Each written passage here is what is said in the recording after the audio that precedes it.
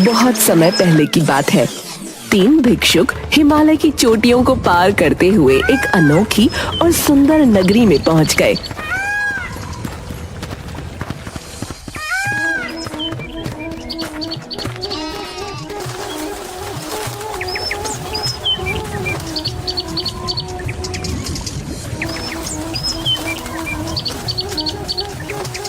ये नगरी तो देखने में बहुत ही सुंदर मालूम पड़ रही है। आपने बिल्कुल सही कहा गुरुजी। इतनी सुंदर नगरी तो मैंने सिर्फ सपनों में देखी है। गुरुजी, भिक्षा मांगते मांगते आप तो हमें हिमालय की चोटियों तक ले आए। मुझे तो लग रहा था कि हम तीनों ठंड से हिमालय में ही जमकर रह जाएंगे। ये जरूर ईश्वर की ओर से हमारे लिए पुरस्कार है गुरुजी। प्रेमपाल, हम सिर्फ भिक्षुक ही नहीं बल्कि मार्गदर्शक भी हैं। पहले जाकर हमें इस सुंदर नगरी को देखना चाहिए। गुरुजी प्रेमपाल और वीरपाल को लेकर उस सुंदर नगरी में चले जाते हैं, जहाँ पर बहुत अच्छे सुंदर घर बने होते हैं और वहाँ सभी व्यक्ति बस अपना काम करने में लीन होते हैं। पता नहीं, मुझे इस नगरी में कुछ अजीब सा लग रहा है। ये कैसी बातें कर रहे हैं गुरुजी? न जाने कितने दिन बाद हम तीनों को ठंड से राहत मिली है। देखिए कितनी ताजा ताजा हवा चल रही है और यहाँ धूप भी कितनी अच्छी निकल रही है। प्रेमपाल सही बोल रहा है गुरुजी। मुझे लगता है कि यहाँ हमें किसी धर्मशाला में रहकर आराम करना चाहिए। वीरपाल, हम भिक्षुक हैं, कोई व्यापारी नहीं जो हम धर्मशाला में बैठकर आराम करेंगे। मैं वहां उस टीले पर जा रहा हूं।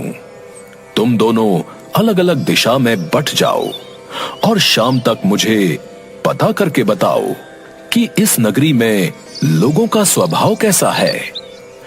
क्या ये नगरी कुछ दिन रुकने के काबिल है भी या नहीं? गुरुजी के आदेश पर प्रेमपाल और वीरपाल अलग अलग दिशाओं में चले जाते हैं। वीरपाल नगरी में घूमने लगता है। इस नगरी में तो बहुत ही स्वादिष्ट व्यंजनों की महक आ रही है। और मुझे भूख भी बहुत ज्यादा लग रही है। मुझे जरूर कोई अपने लिए भोजनालय तलाशना होगा। हाँ। वीरपाल भोजनालय को तलाशने लगता है। अचानक वीरपाल की नजर एक भोजनालय पर पड़ती है।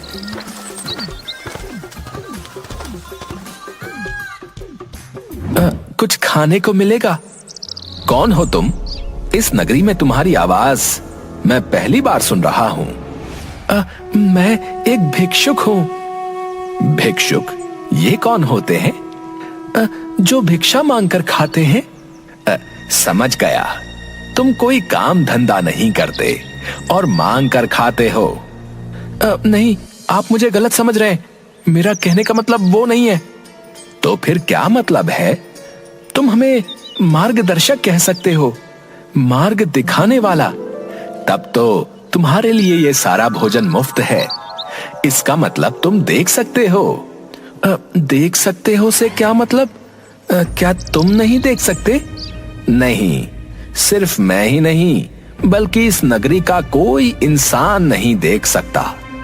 तुम हमारे राजा से जाकर मिलो, वो तुम्हें बहुत सारा इनाम देंगे। इस नगरी में तुम किसी से भी बोल देना कि तुम मार्गदर्शक हो। वो तुम्हें मुफ्त में भोजन, कपड़े, मकान, यहाँ तक कि सुंदर कन्या से तुम्हारा विवाह भी कर देंगे।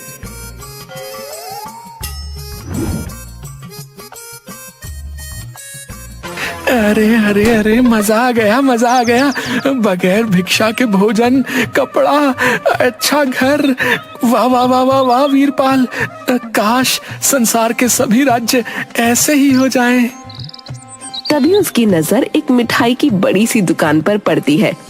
वहाँ पर बहुत स्वादिष्ट स्वादिष्ट भोजन मिलता है। वीरपाल वहाँ जाकर बोलता है,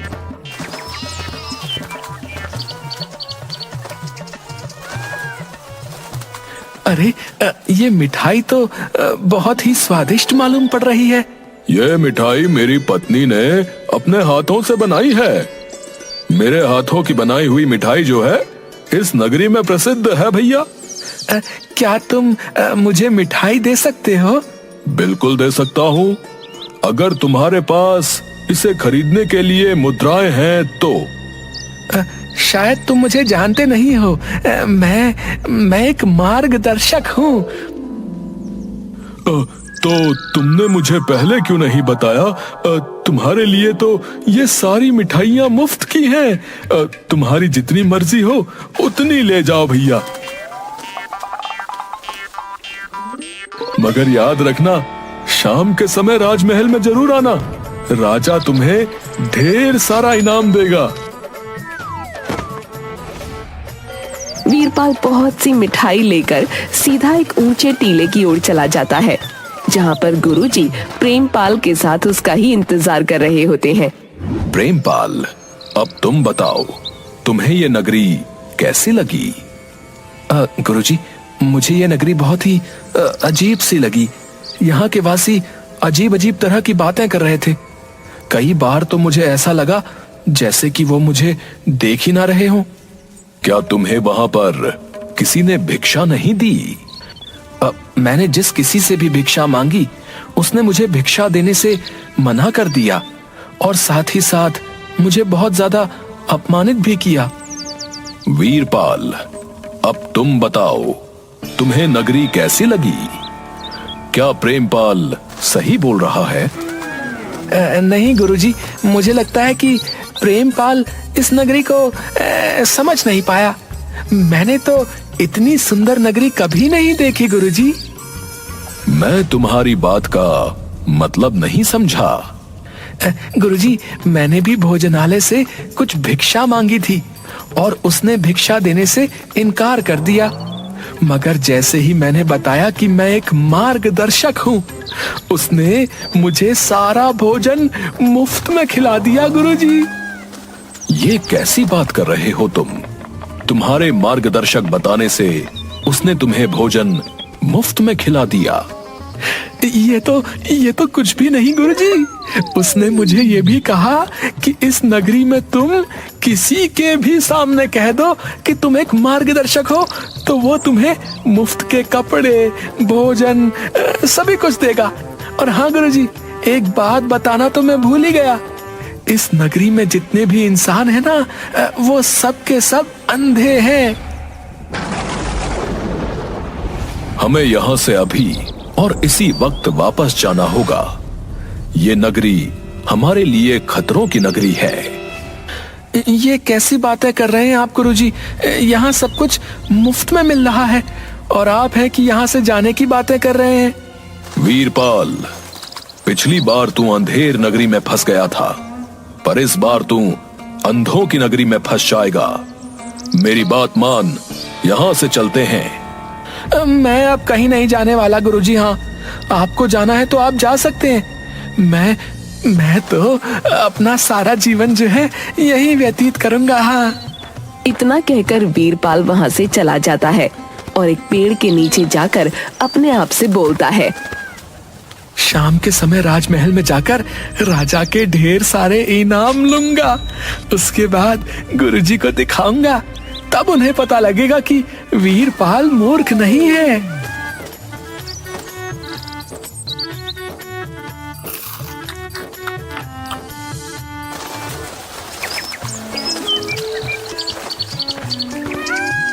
शाम के समय वीरपाल महल चला जाता है, जहाँ वो देखता है कि उस नगरी के बहुत से वासी वहाँ पर पहले से जमा थे। तुम कौन हो? मैं एक मार्गदर्शक हूँ महाराज। आपकी प्रजा ने मुझे बताया कि आप मार्गदर्शकों को बहुत से इनाम देते हैं। तो तुम इनाम लेने के लिए यहाँ पर आए हो? क्यों नहीं, आओ आओ, पहले हमारा न्याय देखो। अरे, इतना सम्मान तो मुझे कहीं भी नहीं मिला। ये राजमहल कितना सुंदर है और उससे कहीं अधिक सुंदर तो इस राजा का दिल है। मेरी तो हो गई बल्ले बल्ले। कुछ देर बाद राजा के महल में एक बूढ़ा व्यक्ति आता है।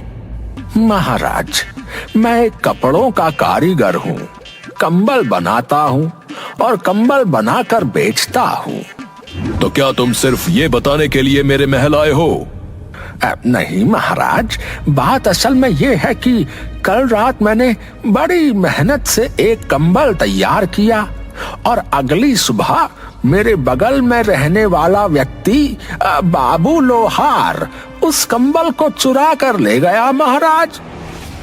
तुम कैसे कह सकते हो कि ये चोरी तुम्हारे पड़ोसी बाबू लोहार ने की है?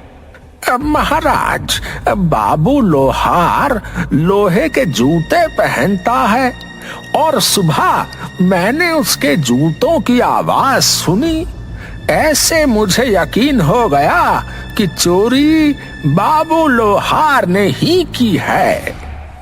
जाओ, जाकर बाबू लोहार को पकड़ कर लेकर आओ। सैनिक कुछ ही देर में बाबू लोहार को पकड़ कर ले आते हैं। क्या तुमने ही इसका कंबल चुराया है? हाँ महाराज, मैंने ही चुराया है। लेकिन क्यों? क्योंकि कल रात मैंने देखा ये दूसरा कंबल ओढ़कर सो रहा था, जबकि इसके पास उस कंबल से अधिक मोटा और गर्म कंबल रखा हुआ था। मुझे लगा कि ये कंबल बेकार का है, इसीलिए मैं इसे यहाँ पर उठाकर ले आया महाराज। जब तुम्हारे पास मोटा कंबल था तो तुम उसे भी ओढ़ सकते थे। तुमने बहुत बड़ा अपराध किया है। महाराज, मैं कुछ समझा नहीं। तुम्हें तुम्हारे अपराध की सजा मिलेगी। इतना बोलकर राजा बाबू लोहार से बोलता है। तुमने इसका कंबल चोरी कर लिया, लेकिन तुम चाहते तो झूठ बोल सकते थे और अपनी जान बचा सकते थे। तुम्हें भी सजा मिलेगी। सैनिकों, इन दोनों को फांसी पर चढ़ा दो। ये देखकर वीरपाल को चक्कर आते हुए महसूस होने लगते हैं। अब तुम मुझे बताओ, तुम किस तरह के मार्गदर्शक हो? महाराज, मुझे लगता है मुझे यहाँ से जाना चाहिए। नहीं नहीं, अभी तो हमें तुम्हारा स्वागत भी करना है। अब मुझे बताओ कि क्या तुमने कभी सूरज देखा है? हाँ, देखा है। चांद देखा है? हाँ, देखा है। क्या तुमने आकाश में बहुत सारे तारे देखे हैं? हाँ हाँ, देखे। इसे पकड़ कर ले जाओ और इसे भी फांसी पर चढ़ा दो। बहुत समय पहले एक ऐसा ही पागल व्यक्ति मेरी प्रजा को भड़का रहा था। बोल रहा था कि इस धरती के ऊपर नीला आकाश है और वहां पर बहुत से तारे टिमटिमाते हैं।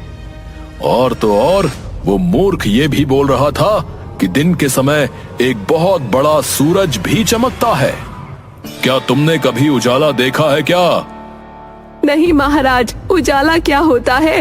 ये जरूर कोई मूर्ख व्यक्ति है। धरती पर तो हमेशा रात रहती है। सुना तुमने? इस धरती पर हमेशा रात रहती है। महाराज, ये सभी लोग तो अंधे हैं। भला अंधा क्या जाने कि उजाला क्या होता है। लेकिन आपकी बातों से मुझे ऐसा लग रहा है जैसे कि आप देख सकते हैं। हाँ, मैं बिल्कुल देख सकता हूँ। तो फिर आप मुझे क्यों सजा दे रहे हैं? वीरपाल की बात सुनकर राजा अपने सिंहासन से उठकर खड़ा हो जाता है और वीरपाल के कान में बोलता है। बरसों पहले मैं भी यहाँ तुम्हारी ही तरह भटक गया था। मैंने इन सबको बहुत समझाने की कोशिश की, मगर इनमें से कोई नहीं माना। और अब इनकी ही तरह मुझे भी विश्वास हो गया है कि उजाला नाम की कोई चीज नहीं होती इस संसार में। ना ही आकाश है, ना सूरज है और ना टिमटिमाते हुए तारे। इसे गिरफ्तार करके फांसी पर चढ़ा दो।